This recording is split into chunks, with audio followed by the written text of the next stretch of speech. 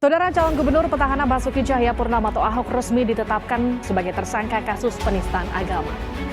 Rizik menyerahkan diri setelah ditetapkan sebagai tersangka dan menjalani pemeriksaan.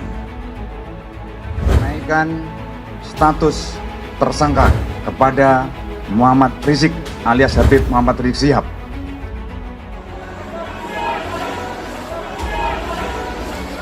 Allahu Akbar! Allahu Akbar! Ayo usir Ahok, ayo usir Ahok sekarang juga. Kami minta penjarakan Ahok. Sekali lagi dan sekali lagi, hukum harus ditegakkan. Tangkap Ahok, penjarakan Ahok.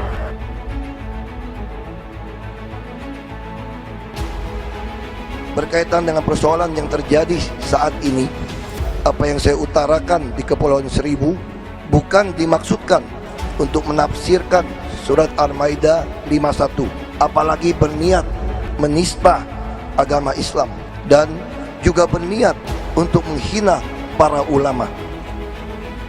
Saya sangat sedih, saya dituduh menista agama Islam, karena tuduhan itu sama saja dengan mengatakan saya menista orang tua angkat dan saudara-saudara angkat saya sendiri yang sangat saya sayangi dan juga sangat sayang pada saya. Ayo bunuh Ahok, ayo bunuh Ahok sekarang juga. Saya sampaikan kepada majelis hakim, terdakwa ini nggak kapok, nggak jerah. Karena itu kita minta kepada majelis hakim agar terdakwa ini segera ditahan. Kenapa? Berpotensi besar untuk melarikan diri. Itu yang nggak boleh kita lupa tuh. Berpotensi besar untuk melarikan diri.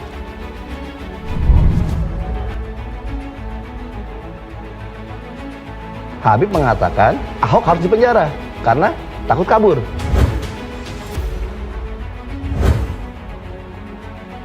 Tapi kenapa Habib sendiri yang kabur?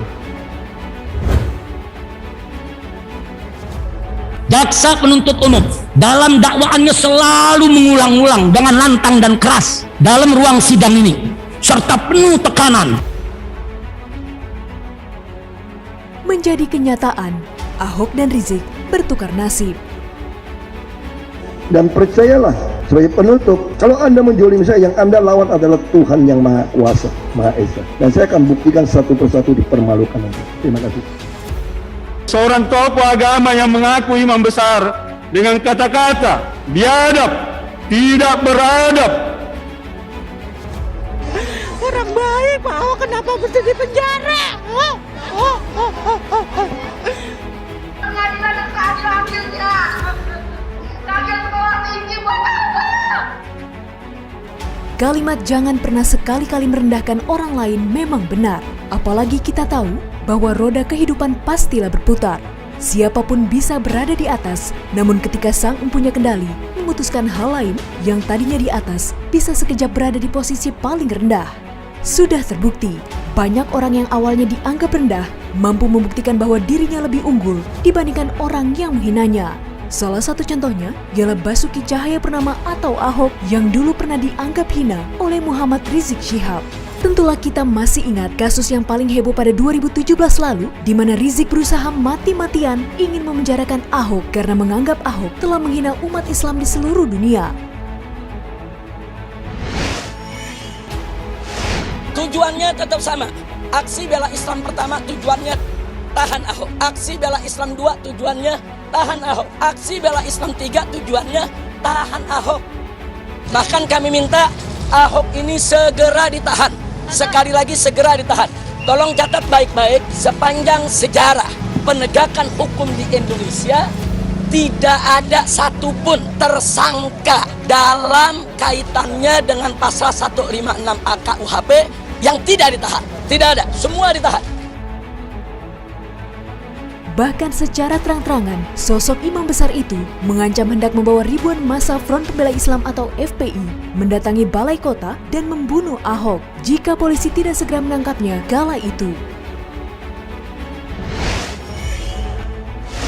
Ayo bunuh Ahok, ayo bunuh Ahok sekarang juga.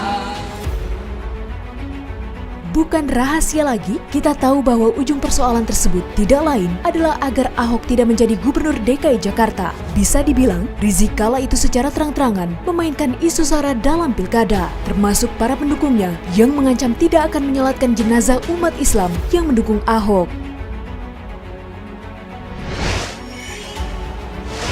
Tapi manakala Anda masuk ke dalam TPS, kemudian na'udzubillah min dzalik, Anda pilih orang kafir, berarti Anda telah menyerahkan urusan umat Islam ke tangan orang kafir.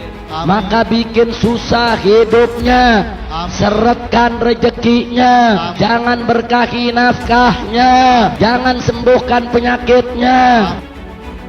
Kalau hari ini anak-anak muda kita menerima ungkapan lebih baik pemimpin kafir asal jujur daripada pemimpin muslim tapi korup. Kalau kalimat ini dibolehkan, kalau kalimat ini dibenarkan, besok perempuan-perempuan kita akan mengatakan lebih baik kawin dengan orang kafir asal setia daripada kawin dengan orang Islam tapi tidak setia. Saat itu, tekanan dari massa Rizik amat kuat, apalagi saat proses persidangan. Mereka seolah mengancam majelis hakim, jika memberi vonis yang ringan kepada Ahok, maka siap-siap terima resikonya. Sebagaimana kita ketahui juga, telah banyak berita yang beredar bahwa Laskar FPI terkenal suka membawa senjata tajam dan kerap bermain kekerasan.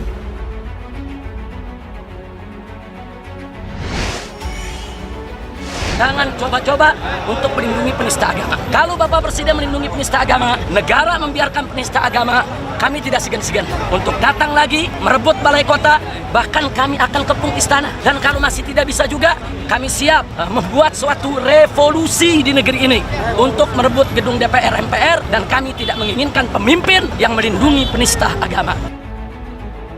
Termasuk yang terbaru, ditemukan senjata tajam berupa pedang dan badik di mobil pengacara Rizik, yakni Alamsyah Hanafiah, yang mana katanya akan digunakan untuk mengupas buah mangga. Mana ada orang yang kupas mangga pakai parang?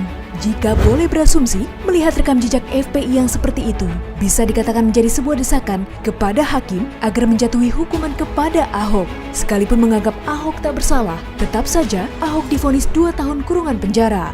Lantas apakah Rizik bahagia ketika Ahok harus menjadi pesakitan? Tentu saja, apalagi ketika Anies Baswedan terpilih menjadi gubernur DKI. Namun kebahagiaannya hanya sementara. Tak lama ketika Ahok menjadi tahanan, beredarlah hasil tangkapan layar chat mesum diduga Rizik Syihab dan Ketua Yayasan Solidaritas Sahabat Cendana, Firza Hussein, viral di media sosial. Screenshot obrolan berbasis aplikasi WhatsApp itu memperlihatkan percakapan dilakukan pada Agustus 2016 atau sekitar 3 bulan sebelum aksi 4.11 di depan istana. Bukan Rizik Syihab namanya kalau tidak pintar berdalih. Kubu Rizik dan Firza mengatakan bahwa hal itu hanyalah fitnah.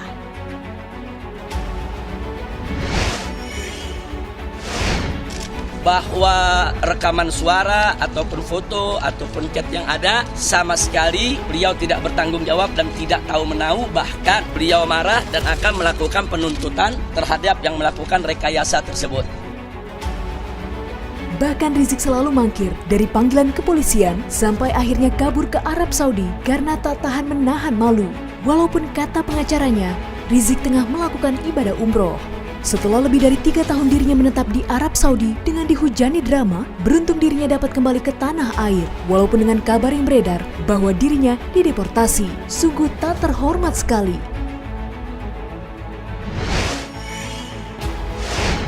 Yang saya tahu dari sumber informasi yang resmi, Rizik Syihab itu sampai dengan beberapa waktu yang lalu memang dicekal oleh pemerintah Arab Saudi, bukan oleh pemerintah Indonesia, karena dianggap melakukan penghimpunan dana secara ilegal, melakukan kegiatan-kegiatan politik, sehingga dicekal. Setibanya di Indonesia, dirinya kembali membuat kerumunan massa yang amat besar di tengah pandemi COVID-19 di beberapa tempat. Tidak pelak, Rizik berhasil diciduk dan ditahan di penjara. Ada 6 yang ditetapkan sebagai tersangka.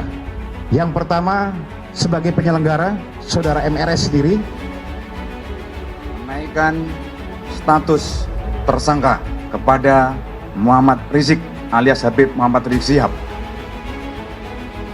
Bukan hanya itu, Ormas FPI yang didirikannya setelah 20 tahun tersebut dibubarkan oleh pemerintah karena dianggap ormas terlarang.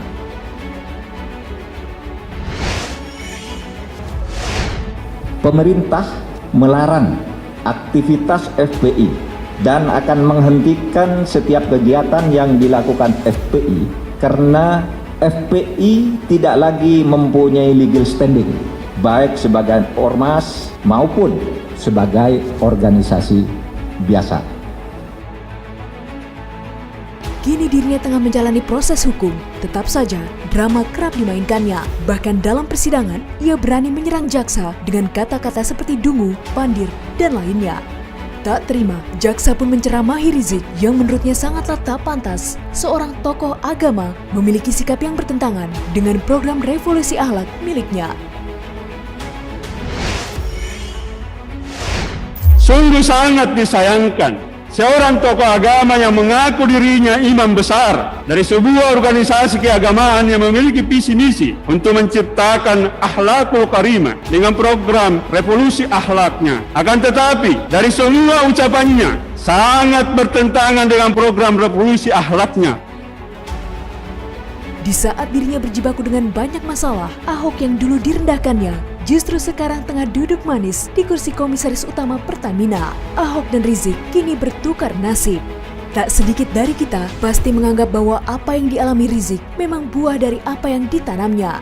Juga merupakan perkataan Ahok yang menjadi kenyataan ketika akhir persidangannya, di mana dirinya mengatakan bahwa siapapun yang menzaliminya, yang dilawan adalah Tuhan, dan akan terbukti bahwa satu persatu akan dipermalukan.